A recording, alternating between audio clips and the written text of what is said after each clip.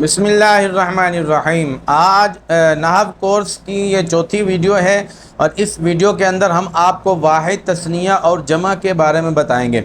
वाहिद तस्निया जमा के बारे में तफसील से जानना आपके लिए बहुत ही ज़रूरी है। अगर आप अपनी इबारत दुरुस्त करना चाहते हैं, नहव को मजबूत करना चाहते हैं, तो वाहिद तस्निया जमा की पहचान होना आपके लिए बहुत ही ज़रूरी है। जब भी कोई लफ्ज़ आ जाता है तो आपको कैसे पता चलेगा कि ये वाहिद है, तस्निया है, जमा है। तस्निया की पहचान तो इंतहाई आसान है, उसके आखिर में अलिफ और नून ज़ेर नहीं आ जाता है या फिर या साकिना और नून ज़ेर नहीं आ जाता है। जैसे किताबानी आखिर में अलिफ नून आ गया, किताबैनी आखिर में या नून आ गया, तो ये तस्निया की पहचान बहुत ही आसान है। लेकिन अगर वाहिद और जमा है, किसका कैसे पता चलेगा कि ये वाहिद है या जमा है।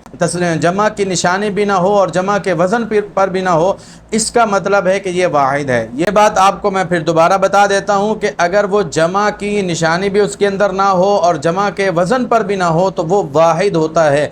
ये आसान पहचान है। तो सबसे पहले हम जो है वो एक साथ में आपको जमा के सारे औज़ान नहीं बताऊंगा, आहिस्ता आहिस्ता आपको जमा की पहचान होगी। देखें, यही चीज़ें बुनियाद हैं। अगर ये बुनियाद आपकी मजबूत होगी तो आगे वाली चीज़ें तो बहुत ही आसान है, जैसे मरफूआत, मनसूबात, मजरूरात, अवामिल, वो आसान है, वो मुश्किल नहीं है। असल जो चीज़ है जिसको आप आसान समझते हैं, असल चीज़ यही है। यहाँ पर आप जितनी ज़्यादा मश्क के ज़रिए आप अल्फाज की मार्फत और पहचान हासिल करेंगे, अगली चीज़ें आपके लिए उतना ही आसान होता चला जाएगा। जैसे अभी आपने इस सबक में आपने वाहिद तस्निया जमा की पहचान हासिल करनी है, अगले सबक के अंदर आपने मौसूफ, सिफत और मुज़ाफ़िल है, ये दो चीज़ें भी बहुत ज़्यादा इस्तेमाल होती हैं। तीन चीज़ें जो अभी मैंने आपको बताई बहुत इस्तेमाल होती हैं, तो इनकी अच्छी तरह से आपने प्रैक्टिस करनी है, मशक करनी है और पहचान हासिल करनी है। देखें, आपके सामने साइड पर एक स्क्रीनशॉट नज़र आ रहा होगा, इसके अंदर वाहिद तस्निया की पहचान है। तो वाहिद की जो पहचान है, देखें आपको नीचे लफ्ज़ नज़र आ रहा है जन्नतुन, गोलता जिसके आखिर में होगी तो वो लाजमी तौर पर वाहिद ही होगा। ये बहुत ही आसान पहचान है। इसी तरह ज़ौजुन में आप देखें, ये ज़ौजुन के आखिर में अलिफ नून भी नहीं है। अगर तस्निया होता तो अलिफ नून होता। जमा की पे निशानी भी नहीं है, वाव नून, या नून, अलिफ ता, ये जमा की निशानी है और जमा के वज़न पर भी नहीं है, तो इसका मतलब वाहिद है। यौमुन भी, और से इसी तरह आप अगर इसका तर्जमा देखें तो तर्जमे से भी आपको पता चल जाएगा। जन्नतुन का तर्जमा एक जन्नत, ज़ौजुन का तर्जमा शौहर, यौमुन का तर्जमा एक दिन। अगर ये तस्निया होता तो फिर इसका तर्जमा होता दो जन्नतें, मियाँ बीवी और दो दिन, तो ये इसका तर्जमा होना था।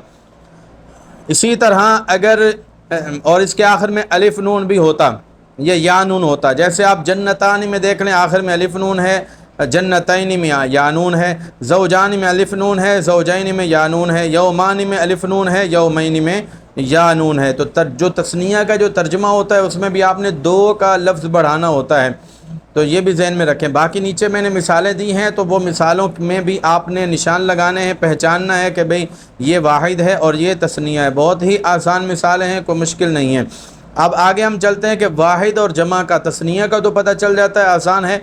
वाहिद और जमा की पहचान हमें कैसे होगी, तो जमा के कुछ औज़ान में अभी आपको बता रहा हूँ, जिससे आपको चंद अल्फाज ऐसे हैं जमा के जिनकी पहचान होगी। हर जमा की आपको पहचान नहीं होगी, लेकिन जो जमा मैंने अभी बताई हैं, जिनकी निशानी अभी बताने जा रहा हूँ, बस उन्हीं की आपको पहचान होगी। मिसाल के तौर पर अल-मुफ़्लिहून के आखिर में वाव नून है, तो ये कौन सी जमा होगी, ऊपर लिखा हुआ है जमा मुज़क्कर सालिम। और अगर या नून आ जाए मुफ़्लिहीना तो भी जमा मुज़क्कर सालिम है। और अगर अलिफ ता आ जाए मुफ़्लिहातुन तो फिर ये जमा मुअन्नस सालिम है। तो जमा का भी पता चल गया कि कौन सी जमा होगी। वाव नून हो, या नून हो, जमा मुज़क्कर सालिम है, और अलिफ ता हो तो ये जमा मुअन्नस सालिम है। और अगर आप यही जमा अगर किसी जगह आ जाए, मुफ़्लिहून आ जाए, तो आपने इसके आखिर से वाव नून हटा देना है, तो ये मुफ़्लिहून बन जाएगा, तो ये वाहिद बन जाएगा। तो इनकी जो जमा होती है ना, वो भी उसकी वाहिद जो होती है उसकी पहचान भी बहुत ही आसान है। अगर किसी जगह जमा मुज़क्कर सालिम आ गई या जमा मुअन्नस सालिम आ गई, तो उसके आखिर से निशानी हटा दें तो आपको पता चल जाएगा इसका वाहिद क्या आता है। जैसे मुफ़्लिहातुन, आखिर में अलिफ ता है, आप इसको हटा दें तो आपको पता चल जाएगा कि इसका वाहिद आता है मुफ़्लिहुन। बहुत ही आसान है, कोई मुश्किल नहीं है। मुमिनून आखिर में वाव नून है, तो अगर आप वाव नून जमा मुज़क्कर सालिम हो गए, और अगर आप इसके वाव नून हटा देंगे तो मुमिनून बन जाएगा, तो ये वाहिद बन जाएगा। तो ये वाहिद और जमा की पहचान भी बहुत ही आसान है।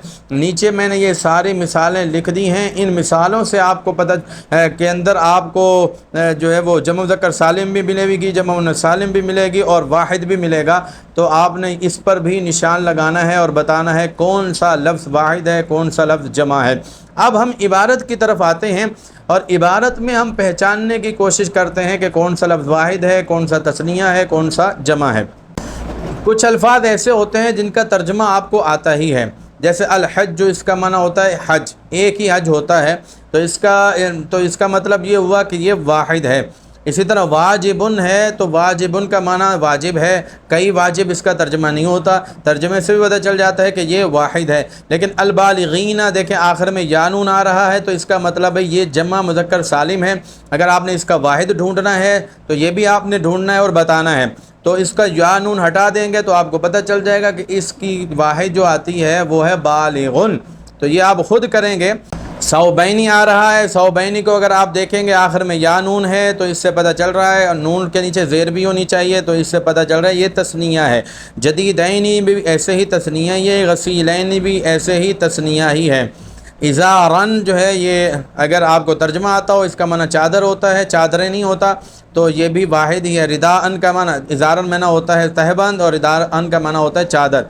इसी तरह रकातैन आखिर में या और नून के नीचे ज़ेर है, इसका मतलब है ये भी तस्निया है। अल कलिमात को आप देख लें, इसके आखिर में अलिफ और ता है, इसका मतलब है ये जमा मुन्नस सालिम है। तो इसका वाहिद क्या होगा, तो भाई इसका वाहिद होगा अल कलिमातुन।